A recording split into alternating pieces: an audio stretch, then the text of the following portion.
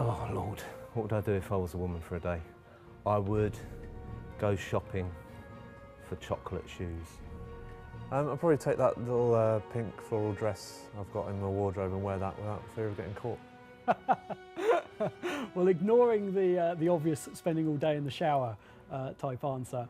I think at the moment I would help breastfeed my new baby little girl. 4 boobs are better than 2. I think I'd probably get a map and get in the car and see if it really is that hard to find out where the hell you are. Well, I wouldn't be pregnant, that's for sure, because that's pretty horrendous. I think if I were a woman for a day, I would probably just enjoy the luxury of having some hair.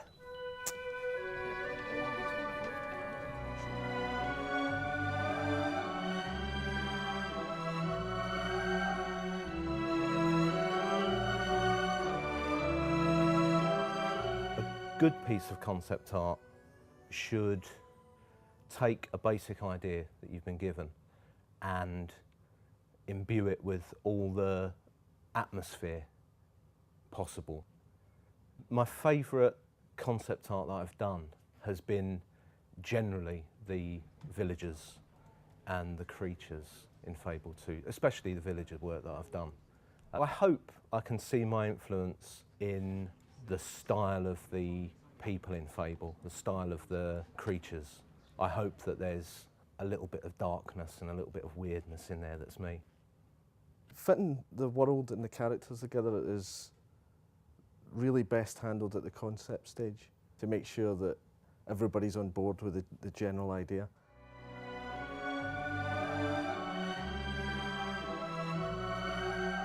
The art in Fable 2 obviously has a large technical kind of component to it. The most important thing is not to let the technology stand in the way of our artists. We do have a pipeline basically where artists will create a character and then they will pass it on to our technical animator Emilio, who will then rig the model, which is basically giving the shell a skeleton inside so we can move it and create our animations with it. At the moment I'm just doing some polishing to the male hero's skin. So I'm rendering out from ZBrush skin materials on a high-res mesh. We have a dynamic time of day, and when you start looking at the current generation of consoles and the type of complicated pre-computed lighting that we have to do to make the world feel, really kind of alive, to do that with a dynamic time of day is actually, quite a tricky job.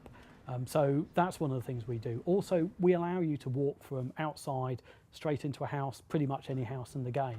Coping with the lighting and just the sheer amounts of memory it takes to store all of this stuff is really kind of complicated. So there are a lot of key kind of technology choices that really bring the Fable world to life.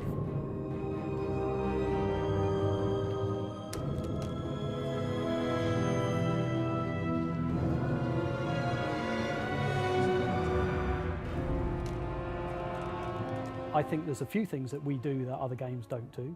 For a start, our morphing hero is definitely something that other games really don't do. There's a lot of emphasis in other games of customizing your hero, but having a hero evolve dynamically as you play the game is a real challenge for us. The morphs in Fable 2, are they going to be as extreme as we've hinted at? Yeah, they really are. I mean, we had this technology in Fable 1. We've got grand visions, as anybody who's ever listened to Peter will know. All of the classic morphs from Fable 1 are back, really. So we've got all the strength, the fat ones, the thin ones. We've also got the good and evil ones there, but this time there's kind of another added dimension to it. In Fable 2, we've kind of said, well, that's all very important and interesting and whatever else, but we haven't really measured what you're like as a social individual. We haven't looked to see whether you're, I don't know, are you a gambler?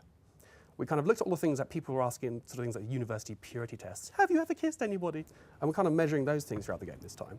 And our hope is that we'll be able to bring those into the good and evil morphs and add a little bit more depth, so you don't kind of get the same, I'm evil, I look this way.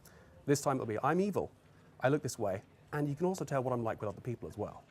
We've still got tattoos, we've got makeup this time round, and obviously the bank of clothing and outfits is far larger than in Fable 1. So all that is customisable, interchangeable. So if you want to wear your chicken hat with your corset and your high boost you can. You can make the hero look as cool as you want, or you can make them look, you know, a complete fool, the real clown around town.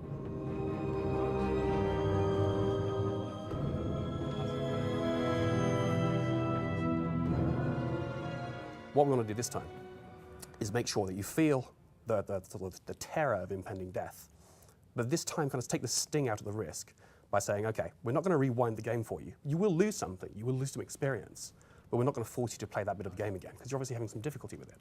So what we're going to do instead is take the experience from the environment around you and use that for your kind of your one last heroic struggle. You'll rise up, kind of burst up with energy, and everybody will go flying, and, and the music will swell, and you'll feel very heroic for that moment.